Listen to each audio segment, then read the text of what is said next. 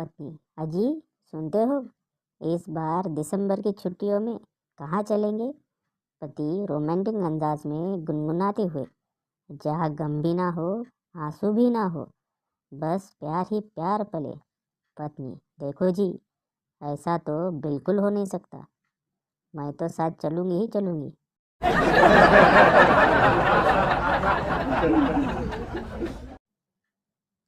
इतिहास साक्षी आहे की त्या व्यक्तीपेक्षा फास्ट कोणीच चालू शकत नाही, ज्याला दुकानदाराने चुकून जास्त पैसे परत दिलेले असतात.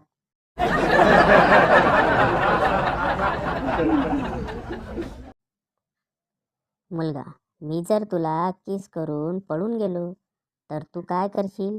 मुलगी, वेळा, जेवायचं सोडून फक्त लोणचं चाटून गेला म्हणेन.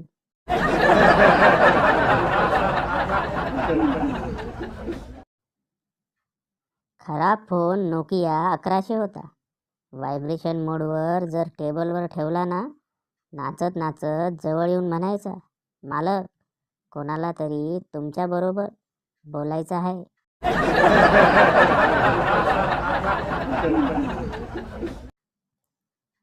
नवरा, हे गप, 100 रुपये देतो का बिना लायसनची 1000ची पावती फाडू? बायको, अहो उठा, झोपेत कुणाच्या पावत्या फाडताय? मेलं स्वप्नात तरी एखाद्याला सोडा.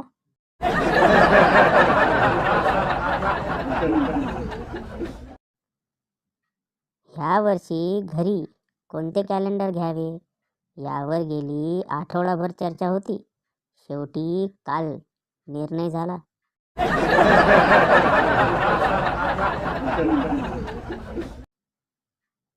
साधू, तुला आयुष्यात काय हवं आहे?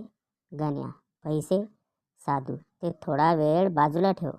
गण्या, बरं. साधू, आता सांग तुला काय हवं आहे? गण्या, ते बाजूला ठेवलेले पैसे.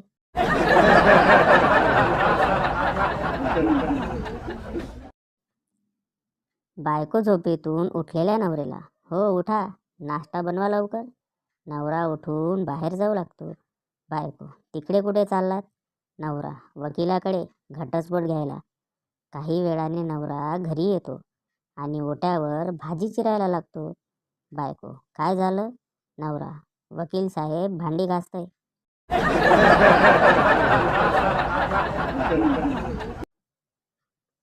एका हॉटेल बाहेर लावलेली भन्नाट पाटी. जेवणाचे कुपन घेतल्यानंतर पहिल्या 15 मिनिटात ऑर्डर मिळाली नाही तर पुढच्या 15 मिनिटात नक्कीच मिळेल, पण जेवणाचे पैसे काही परत मिळणार नाही.